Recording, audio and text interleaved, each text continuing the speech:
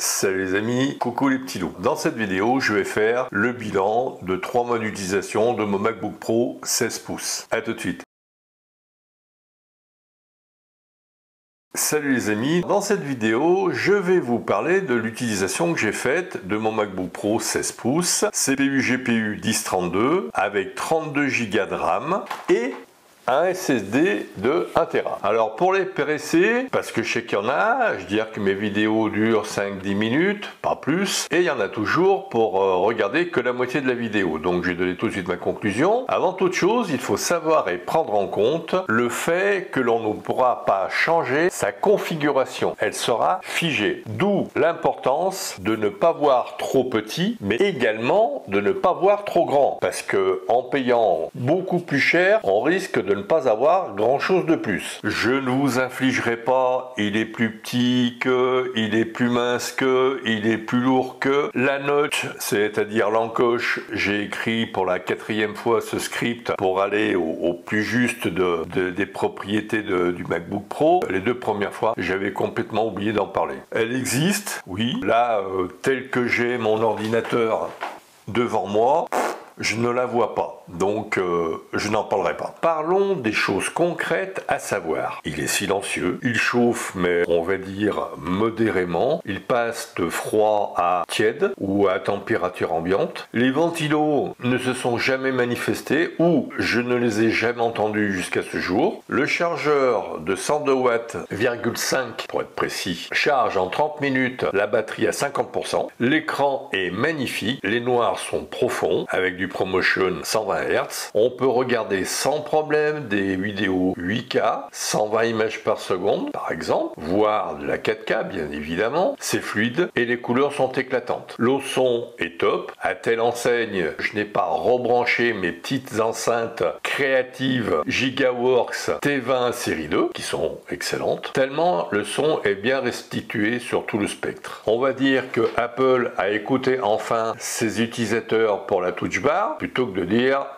oui, Apple revient en arrière. Soyons positifs. La webcam filme en 1080 et les résultats sont plutôt convaincants. Le clavier est agréable. Moi qui fais beaucoup de saisies, je trouve ce clavier très agréable. J'en oublie de brancher un de mes nombreux claviers filaires ou Bluetooth qui à leur époque ont pallié les indigences de certains claviers Apple. Autre point tout à fait sympathique, le Touch ID qui vous évite à chaque fois de rentrer un mot de passe compliqué, voire de pouvoir utiliser son Apple Watch si vous en avez une pour débloquer votre ordinateur. Parlons maintenant des points que je considère comme négatifs. Il n'y a toujours pas de port Ethernet.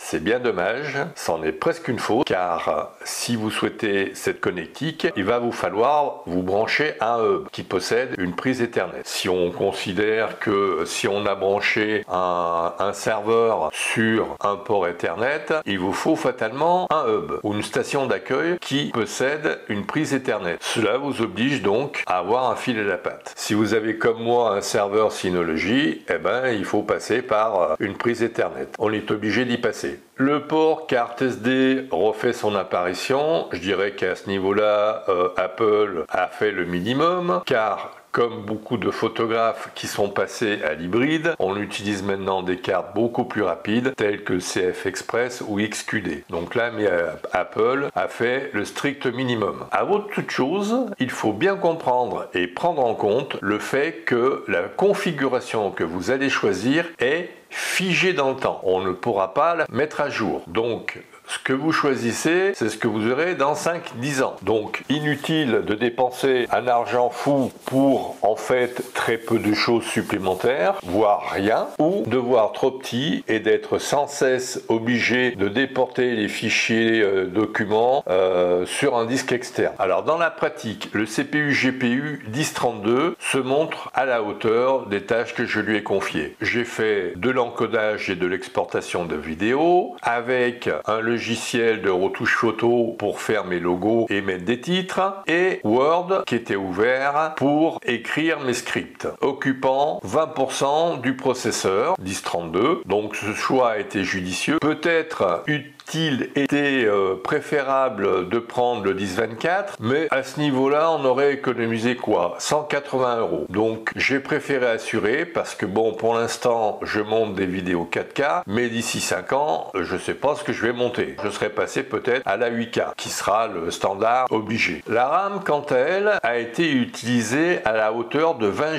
Go sur 32. Il me semble que là, j'ai tapé juste avec la quantité de RAM, parce que 16 Go aurait été notoirement insuffisant pour faire tout ce que j'ai fait, à savoir du montage vidéo avec une application, avec 2 applications ouvertes. J'ai utilisé 20 Go sur 32, donc il en aurait manqué 4 à rapport aux 16 de base. Alors pour le SSD, sans mon astuce, à savoir de déporter mes documents sur un disque externe, si vous avez besoin que je vous redise la petite astuce, je refais une petite vidéo, mais mettez-le dans vos commentaires sous la vidéo. Donc là, je vais regarder mes notes précisément. Alors le SSD interne sur 3 mois a utilisé 132 Go 53 sur 994. Quant à mon SSD dans le hub de 4 Tera, il a utilisé 77 Go pour les documents divers, et mon SSD de 2 Tera pour les montages vidéo parce qu'il est rapide, 880 mégaoctets par seconde, il a utilisé 93 Go 84. Donc pour un total de 303 Go,37, et cela en à peine 3 mois. Bon, alors c'est vrai que j'ai pas mal de fichiers pour montage de mes vidéos et que en ce moment je surfe pas mal et donc je fais pas mal de téléchargements, mais quand même on peut légitimement se demander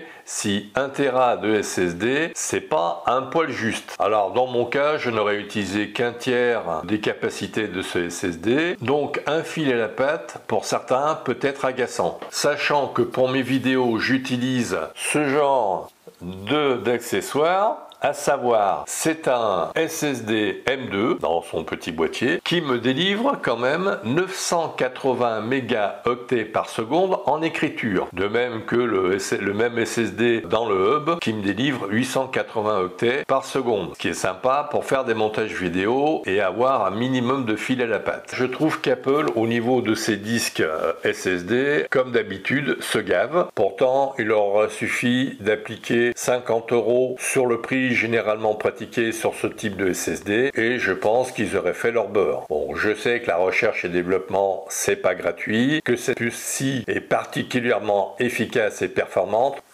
mais quand même. Mon conseil du jour, après 3 mois d'utilisation, si vous êtes un vieux routier de l'informatique, vous savez déjà la quantité de fichiers que vous générez, mettons, sur 6 mois. Donc là, vous savez si vous avez besoin d'un SSD d'1 Tera, de 2 Tera, etc., etc. Sachant que les SSD Apple sont hors de prix et que je vous conseille vivement d'utiliser ce genre de petit accessoire, même pour le stockage externe. Donc les 32 Go de RAM m'ont été fort utiles. Le 1032 a été à la hauteur. Peut-être aurais-je pu mettre un 1024, mais comme je le disais tout à l'heure, je ne sais pas ce que je vais faire à l'avenir. Et puis avec cette version 1024, on économise finalement que 180 €. Quand on dépense plus de 3000 €, on va dire 180 € d'économiser. C'est pas forcément ce qu'il y a de plus important. Pour le stockage externe, donc, je vous conseille vivement d'acheter ce genre de petits disques SSD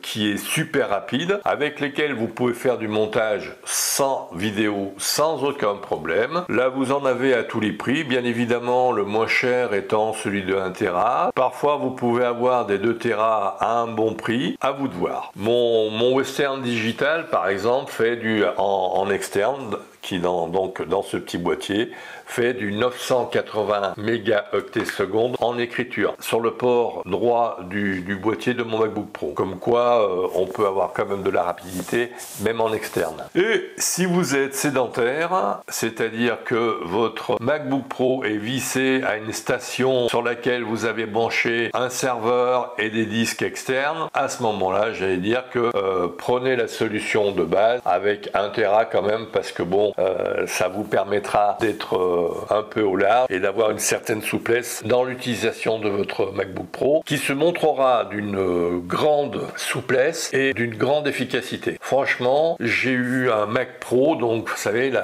l'urne funéraire ou la poubelle, comme certains l'appellent. Ce MacBook Pro ayant la même puissance que mon Mac Pro qui avait 60 Go de RAM et 4 Tera de SSD M2. Donc, comme vous pouvez le voir, c'est un ordinateur qui est puissant. Il est souple parce que bon, on peut l'emmener un peu partout. On ouvre le capot et ça y est, une minute après, à peine, enfin 30 secondes après, on peut déjà se mettre à pied d'œuvre. Voilà les amis, je ne serai pas plus long. J'ai déjà été un peu long, mais bon, il fallait quand même que je sois précis dans cette vidéo pour vous aider à faire votre choix. Merci de votre écoute. Si vous avez aimé, vous likez, vous partagez, vous faites du bruit autour de mes vidéos et à très vite pour une prochaine vidéo.